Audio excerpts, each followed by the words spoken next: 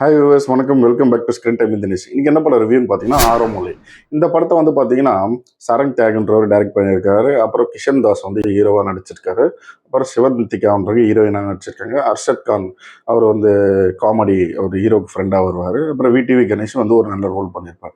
இந்த படம் எப்படி இருக்கு, ஒர்த்து இல்லையா, நல்லா இருக்குமா இல்லையான்னு ரொம்ப ஜென்யூனாக வந்து ரிவ்யூ பண்ண போகிறோம். அதுக்கு முன்னாடி சேனலை சப்ஸ்கிரைப் பண்ணாதவங்க சப்ஸ்கிரைப் பண்ணிக்கோங்க. ஆரம்பலை இந்த படம் வந்து பார்த்தீங்கன்னா கிஷன்தாஸ் வந்து ஒரு நார்மலாக ஒரு மிடில் கிளாஸ் பையனாக காட்டுவாங்க. அவர் வந்து பார்த்தீங்கன்னா கொஞ்சம் பொறுப்பு இல்லாத ஒரு பையன் மாதிரி காட்டுவாங்க. ஆல்ரெடி வந்து 2 லவ் ஃபெயிலியர் ஆகிருக்கும். அந்த 2 லவ் ஃபெயிலியருக்கு அப்புறம் பார்த்தீங்கன்னா அவங்க அப்பாவோட இன்ஃப்ளூயன்ஸில் போயிட்டு ஒரு கம்பெனி மேட்ரிமோனி கம்பெனியில் போயிட்டு வேலைக்கு ஜாயின் பண்ணுவார்.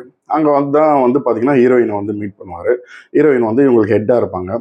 மேட்ரிமோனி கம்பெனியில் என்னென்ன நடக்குது, ஒரு பேக்கேஜ் போடுவாங்க, சில்வர் பேக்கேஜ், கோல்டு பேக்கேஜ், அது மூலிமா எப்படி அலைன்ஸ்லாம் வந்து செட் பண்ணுறாங்க, இந்த விஷயங்கள்லாம் நிறைய காட்டுவாங்க. இவர் வந்து நல்லா கொஞ்சம் ஒர்க் பண்ணி நல்ல ஒரு இதில் போவார். அப்போ அங்கே வந்து பார்த்தீங்கன்னா ஹீரோயினோட இவருக்கு வந்து ஒரு லவ் கனெக்ட் ஆகும். அதுக்கப்புறம் ஹீரோயினுக்கும் வந்து பார்த்தீங்கன்னா பாஸ்ட்டில் ஒரு லவ் ஃபெயிலியர் ஆகிருக்கும். அவங்க வந்து இவரை வந்து ஹீரோவை அக்செப்ட் பண்ணுறாங்களா, இவங்க 2 பேரும் சேர்ந்து லவ் பண்ணி கல்யாணம் பண்ணுறாங்களா அப்படின்ற மாதிரி தான் கதை. படத்தில் ஸ்டோரி எதுவுமே கிடையாது. ஸ்டோரி வந்து பெருசாக கிடையாது. இவர் 2 லவ் ஃபெயிலியர் அப்புறம் ஹீரோயினை மேட்ரிமோனிக் ஆஃபீஸில் இவங்க ஹெட்டாக இருக்காங்க. ஹெட்டாக இருக்காங்க. இவருக்கும் ஹீரோயினுக்கு லவ் கனெக்ட் ஆகுது. ஹீரோயினுக்கு ஒரு லவ் பிரேக்கப் இருந்திருக்கு. எப்படி இவங்களுக்குள்ள லவ் கனெக்ட் ஆகுதா இல்லையான்ற மாதிரி தான் போகும்.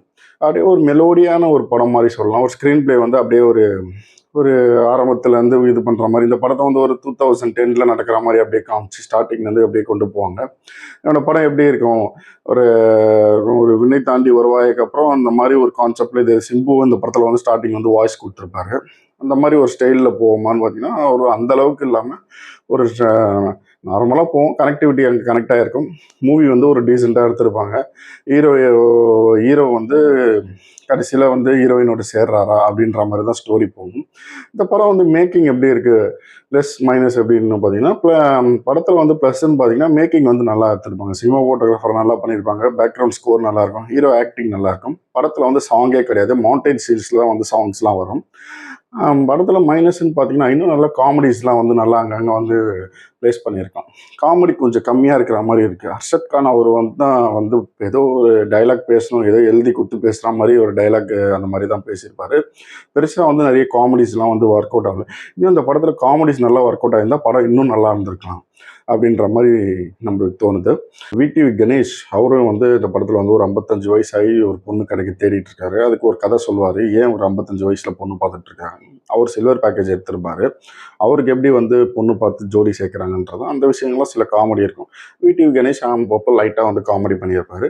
பட் இன்னும் காமெடி பத்தில் இன்னும் நல்லா இது பண்ணியிருக்கோம். லைட்டாக கொஞ்சம் ஃபர்ஸ்ட் ஆஃப் போர் அடிக்கிற மாதிரி ஃபீல் ஆகுது. செகண்ட் ஆஃப் வந்து ஸ்டோரி கொஞ்சம் மூவ் ஆகுற மாதிரி இருந்தது. இந்த லவ் சீன்ஸ்லாம் கனெக்ட் ஆகிருக்கு, ஒர்க் அவுட் ஆகிருக்கு அப்படின்னு தான். மற்றபடி ஒரு டீசெண்டான ஒரு மூவி. ஒரு 2K கிட்ஸ், ஒரு லவ்வர்ஸ் எல்லாருமே போயிட்டு, ஒரு ஃபேமிலி ஆடியன்ஸ் வந்து எல்லாருமே போயிட்டு ஒரு பார்க்க வேண்டிய ஒரு டீசெண்டான ஒரு மூவி. ரொம்ப மோசம்னு சொல்ல முடியாது. ஸ்டோரி படத்தில் இல்லை, இதுதான் ஸ்டோரி. ஒரு டீசெண்டாக ஒரு அப்படியே படம் போய் நம்ம இதே தேட்டரில் போய் உட்காந்து ஒரு என்ஜாய் பண்ணலாம். ஒரு ஃபீல் குட் மூவி அப்படின்ற மாதிரி சொல்லலாம். அந்த லவ் சீக்வன்ஸ்லாம் வந்து ஒர்க் அவுட் ஆகிருக்கு.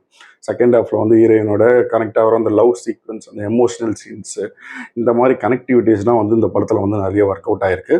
ஹீரோட ஆக்டிங்கும் நல்லா இருக்குது. படம் வந்து பார்க்கலாம் தாராளமாக. எல்லாம் ஒரு ஃபேமிலி ஆடியன்ஸ்லேருந்து எல்லாருமே போய் பார்க்கலாம். பார்க்க ஒரு டீசெண்டான ஒரு வாட்ச் அப்படின்னு தான் சொல்ல முடியும். ரொம்ப ஆஹா ஓஹோன்னு சொல்ல முடியாது. ரொம்ப எதிர்பார்த்தும் நீங்கள் போய் உட்கார வேணாம். ஏதோ ஒரு அன்எக்ஸ்பெக்டாக ஒரு நார்மலாக இந்த ஒரு எதிர்பார்ப்பும் இல்லாத மாதிரி போய் இந்த படத்தை வந்து ஒன் டைம் வந்து தாராளமாக எல்லாருமே வாட்ச் பண்ணலாம் அப்படின்னு தான் நம்ம சொல்லுவோம். இந்த படத்தோட ரேட்டிங் நம்ம சேனலில் என்னென்னு பார்த்தீங்கன்னா 2.5 out of 5. மறக்காமல் வீடியோ பிடிச்சிருந்தா லைக் பண்ணுங்கள், ஷேர் பண்ணுங்கள், சப்ஸ்கிரைப் பண்ணுங்கள். தேங்க்யூ.